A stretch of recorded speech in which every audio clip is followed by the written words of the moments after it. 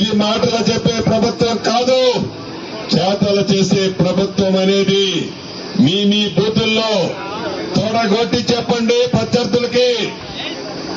మాటలతో చేయం, చేతలు చేసిన తర్వాతే మళ్లీ 5 సంవత్సరాల తర్వాత ఓటు అడుగుదాం. లేకుంటే మన ఎన్నుకోవద్దు కూడా. ఈ ప్రభుత్వం నిజాయితీతో చిత్తశుద్ధితో ఇచ్చిన మాటని చేయగలిగే మాటనే చెప్పుద్ది తప్ప ఉత్తొత్త మాటలు చెప్పే ప్రభుత్వం కానే కాదు.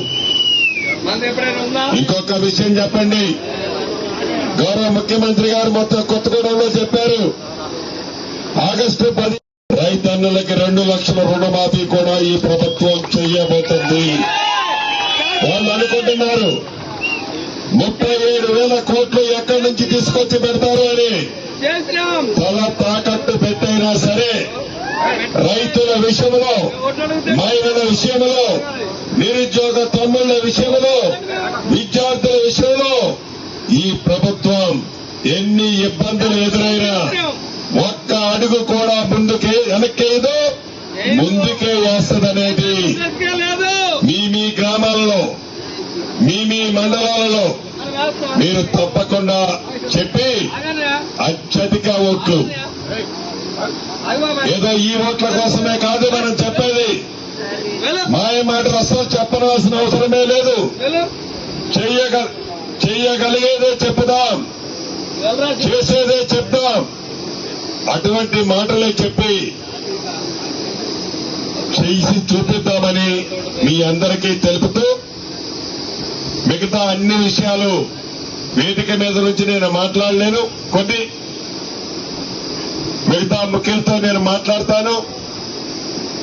బూతుల్లో కూడా ఈ రోజు నుంచి మీ బూతుల్లో కష్టపడి ప్రతి ఓటర్ని కాంగ్రెస్ పార్టీకి ఓటేసే విధంగా అభ్యర్థిస్తాలని, బూతుల టైము పోలింగ్ రోజు నాడు కూడా మీకు ఎక్కువ ఓట్లు మీ గుండెల్లో ఉండే రాహుల్ గాంధీ గారిని ప్రధానమంత్రి చేసే పార్టీ కాంగ్రెస్ పార్టీ అభ్యర్థి అయిన మన అభ్యర్థికి అత్యధిక ఓట్లు వేసే విధంగా మీరు కష్టపడి పనిచేయాలని, ఈ 5 రోజులు మీరు కష్టపడి పనిచేస్తే భవిష్యత్తులో ఎప్పటికీ మీ స్థానిక సంస్థ ఎన్నికలున్నాయి, దాంట్లో ఏ పదవి లేనాడో నేను మీకు అండగా ఉన్నా. రేపు స్థానిక సంస్థ ఎన్నికల్లో 100కి 100% అన్ని రకాలుగా మీకు అండగా ఉంటా. మిమ్మల్ని అందరినీ గెలిపించుకుంటాం. తమ్ముల గారు, నేను 62,000 ఓట్ల మెజార్టీ రాబోతుంది.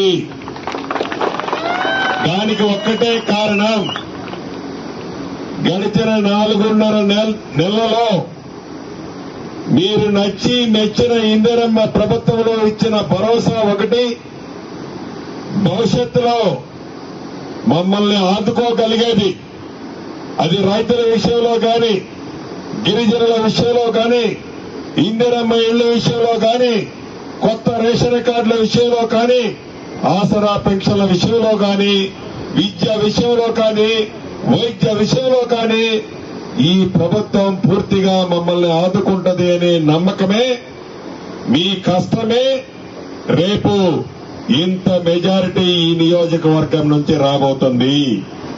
మీరందరూ ఇంత పెద్ద శక్తిగా ఉన్న మీరు, ఇందిరమ్మ ప్రభుత్వాన్ని తెలంగాణ రాష్ట్రంలో తెచ్చుకున్న మీరు, కేంద్రంలో రాహుల్ గాంధీ గారిని ప్రధానమంత్రి చేస్తే రేపు స్థానిక సంస్థ ఎన్నికలు అయిన తర్వాత గ్రామ సర్పంచ్ నుంచి ఎంపీటీసీ, ఎంపీపీ, జడ్పీటీసీ, జిల్లా పరిషత్ చైర్మన్, ఎమ్మెల్యే, మంత్రి, ముఖ్యమంత్రి, ప్రధానమంత్రి కూడా మీ జెండానే రెపరెపలాడబోతుంది.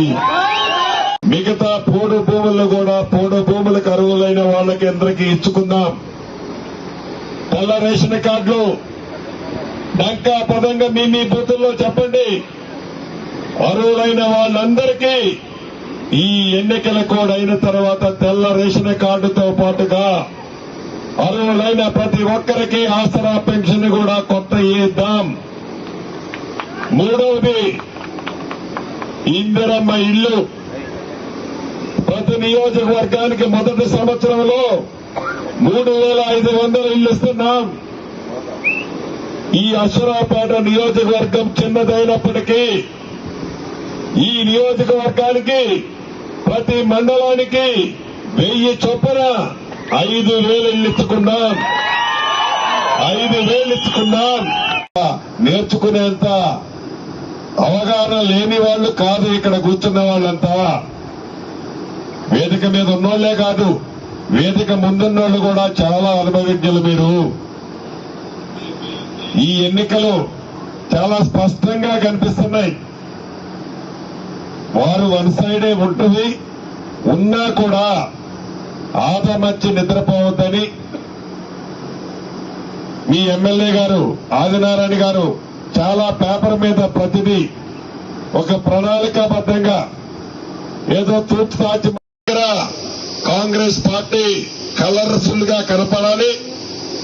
ఉదయం పూటే ఎండలు ఎక్కువగా ఉన్నాయి.